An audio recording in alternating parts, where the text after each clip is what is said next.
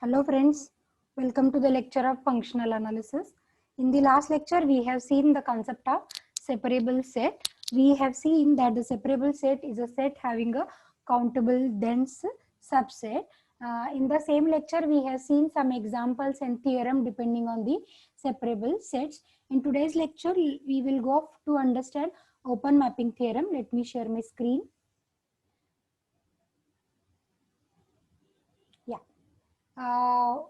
Before going to understand what is an open mapping theorem, we will try to understand what is open mapping. The concept was very easy. A mapping which takes open sets to open sets. That is, a continuous linear transformation T of a nonlinear space N into a nonlinear space N dash is said to be open if for every open set G in N, its a T image, that is T of G is open in N dash. Therefore, let me write the definition here. The definition we will write in detail. A continuous linear transformation. A continuous linear transformation T of a normed linear space N into a normed linear space N dash is said to be open if for every open set G in N, comma, T of G is open in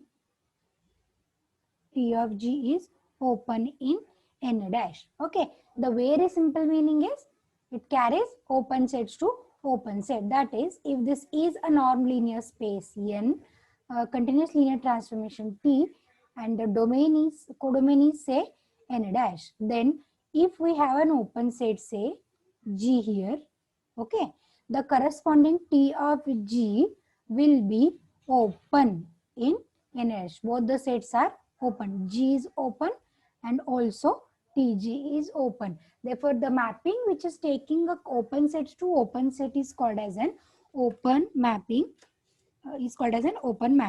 Now, the open mapping theorem tells us that for any two Banach spaces B and B dash, if T is continuous linear transformation of B onto B dash, then T is open mapping. That is, every continuous linear transformation from a Banach space B onto a Banach space B dash, then the mapping should be an open mapping. But before going to the main theorem, we will go for the lemmas. Actually, two lemmas we will require in order to prove the main theorem.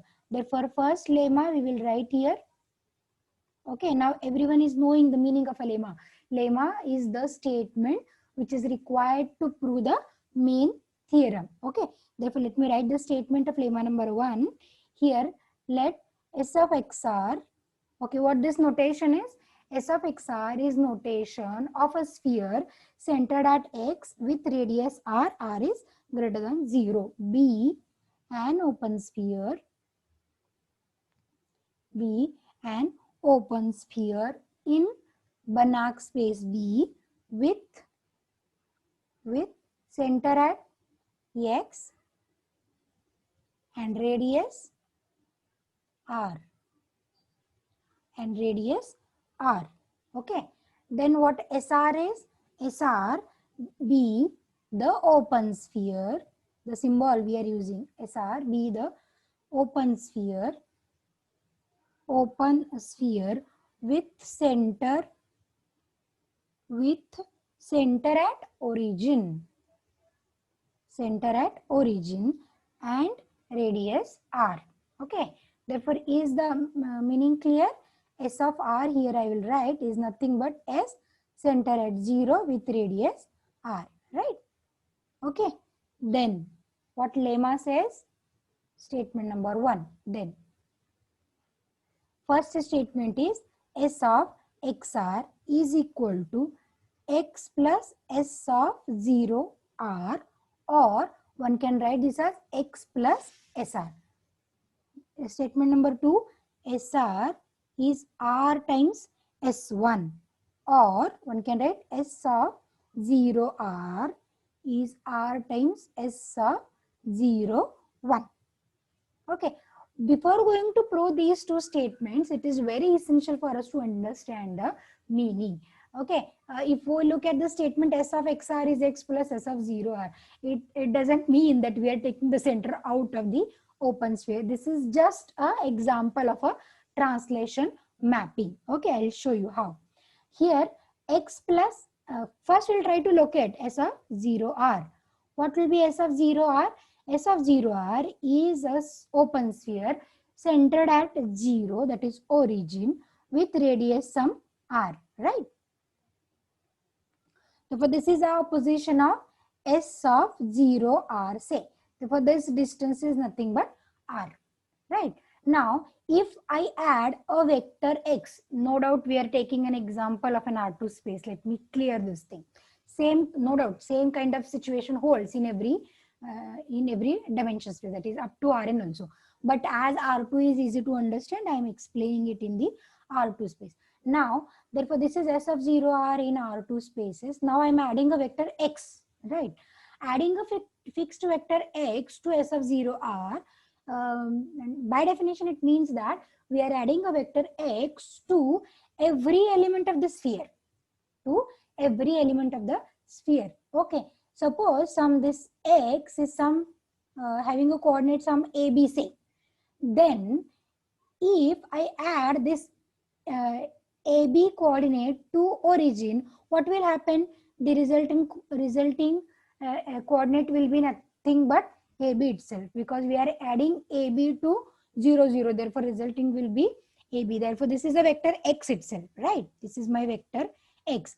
Same job we have to do for every element in the open sphere. And we know with the translation, by adding a vector a fixed vector to every element, the sphere or whatever is the image under the consideration will be shifted, will be translated, right? Therefore, whatever is the sphere here will be shifted to a new position with same radius, no doubt. With same radius, no doubt. And this is nothing but a sphere centered at x with the same radius r. Okay. Therefore, this is just a shift by a vector x. Adding a vector x, this is a shift or a translation. This is what the meaning of our first statement. S of xr is x plus S of 0r. Now we'll go to understand the second one. Second is SR is R times S1. SR is R times S1. Therefore, let us draw again SR. SR is sphere centered at origin with radius say r. This is S of 0r. Now, what we want to prove? This is r times S1. What is S1? S1 will be a sphere. S1 will be a sphere centered at 0 with radius unity. With radius unity. Suppose here we are taking the value to understand the concept. Suppose I am taking the value of r is 2, say. Then this is an open sphere centered at origin and the radius is 2 units. The radius is 2 units. Then where will be a location of the sphere centered at 0 with radius 1 unit? This sphere is contained inside the sphere S of 0, 2. Na? This is S of 0, 2, and whatever here we have drawn is S of 0, 1. Then according to the statement, what the statement tells me, S of 0, 2 is 2 times S of 0, 1. Okay, that is a sphere with a center at 0 radius 2 is 2 times with a center sphere with a center at same origin and radius unity. Okay, that is you may consider in case of the areas. Area of the sphere with radius 2 is 2 times the area of the sphere having a radius unity. This is what a actual meaning of the lemma is. Okay, now let us prove this as by a mathematically. Okay, let us prove this by mathematical steps. Okay, now we will prove first. What we will prove first? S of XR. To prove that, no doubt. To prove that S of XR is x plus s of 0 r. For this, what we will do, as here both these are the two sets. Therefore, proving these two sets are equal means one has to prove uh, left side is contained in right side is contained in the left one. For that, we will start with one element in the left side set and we will prove it is in the left and vice versa. Or we can prove simultaneously as well. Therefore, let me start with an element y in the sphere S of xr, which is implies and implied by. No need to prove in two different steps. Implies and implied by. What it is implies and implied by? Let me write this as a set. If I am writing the set as S of xr, what does it mean? We are collecting all the vectors in the given space with a distance between x and y is less than r. Open sphere I am saying, no? Therefore, this is less than r. Therefore, here may I write this is norm of x minus y less than r. Distance between as y is in x right now. This is a center is at x. Y I am saying is in y is in the sphere, radius is r, right? Therefore, what does it mean? Simply distance between x and y must be less than r. If it is equal to r, then y is on the boundary. If it is greater than r, then y is outside the sphere. But we want to say that it is inside the sphere. Therefore, norm of x minus y strictly less than r. Therefore, as this is the norm, may I write this as norm of y minus x is less than r, because I can take minus 1 outside the norm with a modulus that we know now. Now, time being, let me denote this by a new vector, say z. Therefore, this is mod z less than r, where z we have taken to be some y minus x. Z we have taken to be some y minus x. Therefore, let me write the statement as this is y equal to x plus z such that norm z is strictly less than r. Okay, y we have started with the vector y in S of xr. This y is x plus z, where z is norm z less than r. Okay, therefore let me write y is equal to x plus z as it is. Now we will just focus on norm of z less than r. We know that whenever we are finding norm z, it is nothing but a distance between z and origin. Therefore, this is norm of z minus 0 less than r. Therefore, this is y equal to x plus z norm z minus 0 less than r means z is in the sphere. Z belongs to the sphere whose center is at origin and radius is r. Z is in the sphere centered at origin with the radius r. Now look at the structure. Y is having a nature x plus z, where z is an element of S of 0 r. Therefore, may I write y belongs to x plus S of 0 r, and it is true for all y in the given norm linear space. Okay, therefore we have started with y is in S of xr. We have proved implies and implied by y belongs to x plus S of 0 r. Therefore, S of xr is contained in x plus S of 0 r and vice versa, which proves that S of xr is equal to x plus S of 0 r. Remember, don't take the meaning that we are taking the center out. Okay, just try to understand the geometrical interpretation I have shown you initially. Okay, now let us go to prove the second statement. What second statement tells us? Second statement tells us to prove SR is R times S1. That is S of 0 R, na, centered at origin, is R times S centered at origin with radius unity. Okay, therefore let me define S of 0 R. What is S of 0 R? S of 0 R is the collection of those elements or those vectors in the given norm linear space N or B. Na? B is the symbol we have used. Therefore, this is B. Here also I should write B for all y in B, not N. Okay, here it is collection of all y in B such that norm of y minus 0 less than R. Norm of y minus 0 less than R, that is norm y less than R. Therefore, again let us start with one element in S of 0 R.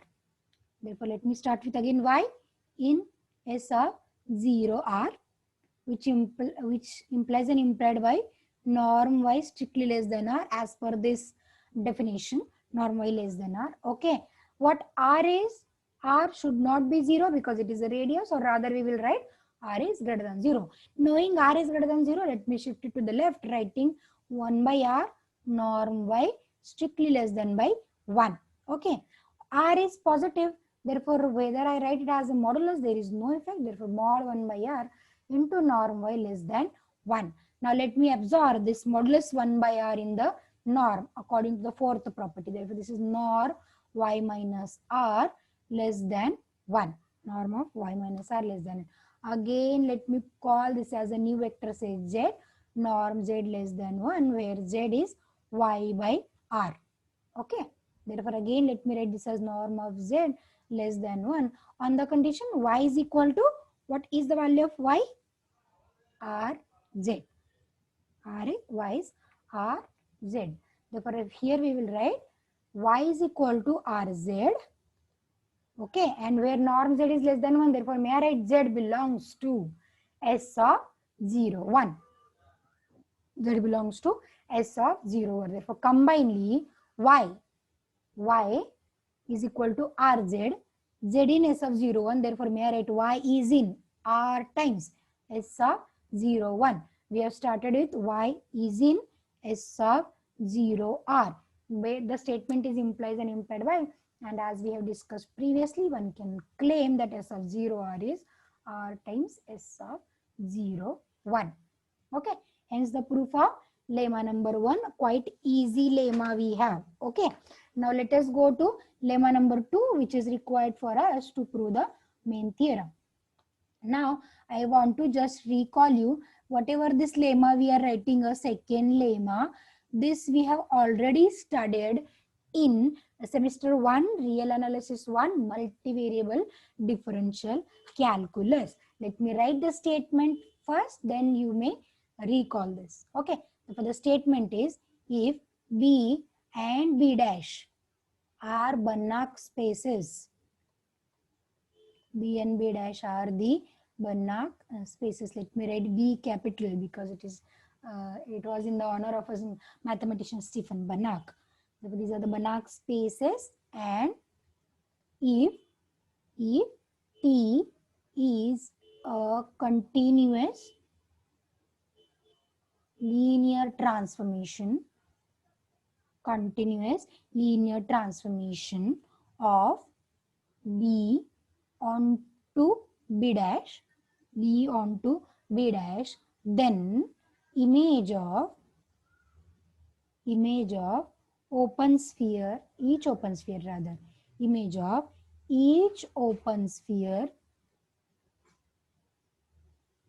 centered at origin in B contains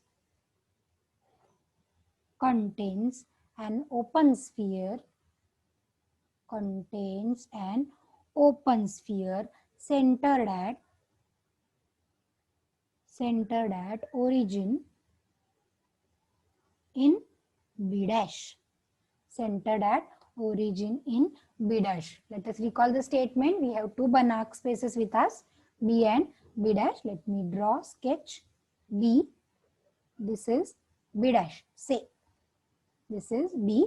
Next, T is a continuous linear transformation. T is given to be continuous and linear from B on to B dash. Therefore, we have one more property, this is onto as well.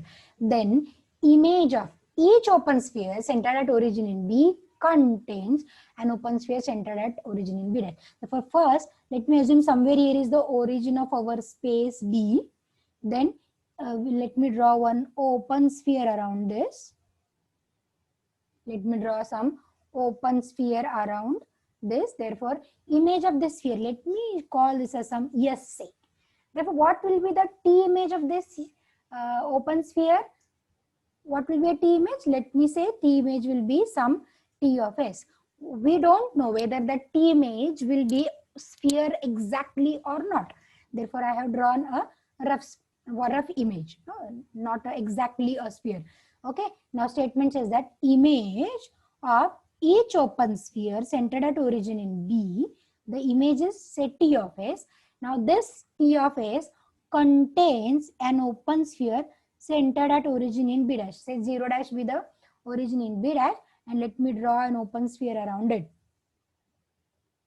Let me denote it by some S dash. Then this T of S contains an open sphere centered at origin in B dash. I hope you have recalled this theorem we have proved already in multivariable differential calculus. As we have proved already, we are not repeating the proof here in the functional analysis. Okay, I hope you have understood and recall this statement. Let me recall.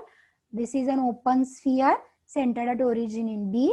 It's a T image, let it be T of S, and this T image contains an open sphere centered at origin in B dash, that is say S dash. This is what lemma number 2 we want to use for proving the main result. Okay, therefore let us come to a main result and the proof as well. Therefore let me come to open mapping theorem. Open mapping theorem. Okay, the statement we will write first. If B and B dash are Banach spaces, B and B dash are Banach spaces, and if T is continuous linear transformation,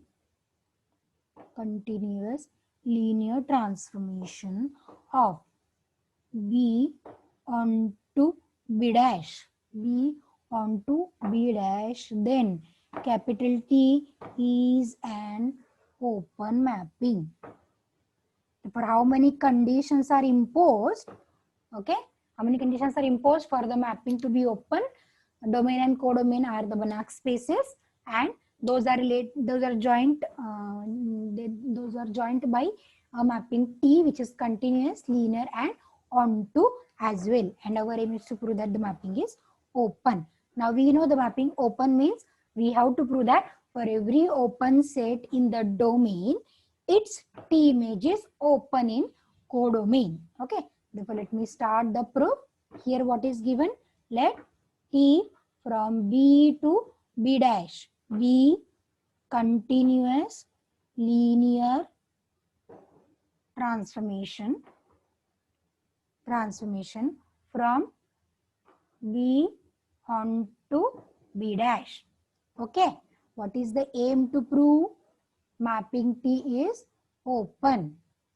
Okay, therefore what to prove actually? That is to prove that for every open set, let me write, for every open set G in B, it's a T image. Let me write T of G is open in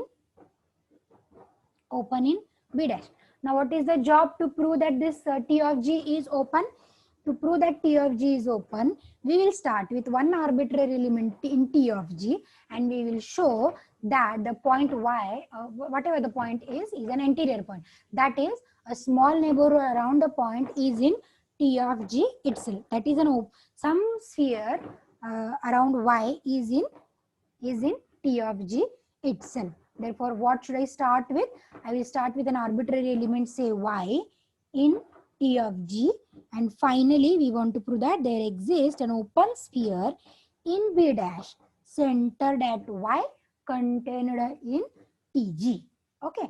Now, as Y we are taking in T of G, what does it mean? That Y is T image of some element in G. Therefore, let me write for some x in G, may I write Y is equal to T of X. That is, Y is taken to be T image of some element X in G. Okay. But what is the second thing known to us?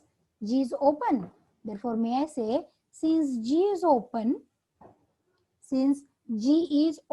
open where? Open in B. Therefore, may I say, this implies there exists an open sphere centered at X with some radius is contained in G. That is, X is an interior point of G because G is an open set. Okay. Now here we are using the lemmas. By using lemma number 1, what lemma 1 tells us? S of XR is X plus S of 0R is contained in G. Or may I write X plus SR simply contained in G. Let me call it as statement number 1. Let me call it as statement number 1. Now we will use lemma 2 also. Now let me write by lemma 2. By lemma 2. What lemma 2 tells us that? Lemma 2 tells us that for if we have some open sphere centered at origin in B, then its T image contains its T image. Therefore, here if SR is open sphere we are taking in B space centered at origin, then its T image. What is the T image? T of SR. This T of SR contains an open sphere centered at origin with some radius. Therefore, may I write there exists an open sphere, say S with radius epsilon. I will use the notation dash because this is the open sphere we are denoting in B dash. Therefore, this is in B dash such that, what such that? S epsilon dash is contained in T of SR. Okay, this is true by lemma number 2. Okay, now S epsilon dash is contained in T of SR. If I add Y on both the sides, Y plus S epsilon dash is contained in Y plus T of SR. See, actually, this is not adding Y, this is a shift by a vector Y. Both S epsilon dash is shifted by Y, TSR is shifted by Y. Then also S epsilon dash will be contained in the new position of T of SR. Now, here I will write Y plus S epsilon dash by lemma number 1. This is S dash of Y epsilon, okay, is contained in. Y is nothing but T of X. Initially we have written. Therefore, this is Y is equal to T of X. Knowing T linear, may I write this is T of X plus SR. Therefore, what we have obtained? S dash Y epsilon is contained in T of X plus SR. But initially we have written X plus SR is in G. Which equation? Yeah, here. Equation number 1. By equation number 1, X plus SR is in G. Then what about the T image? T image of X plus R is contained in T of G. Is it true? Yes, T image is contained in. Therefore, what we have obtained? S dash Y epsilon is contained in T of G. Therefore, for a vector Y, there exists an open sphere centered at Y with radius epsilon contained in G. Therefore, may I say Y is an anterior point of TG.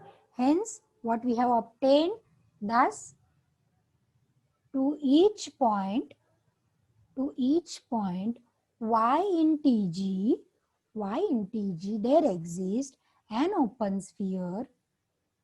There exists an open sphere in B dash centered at Y and contained in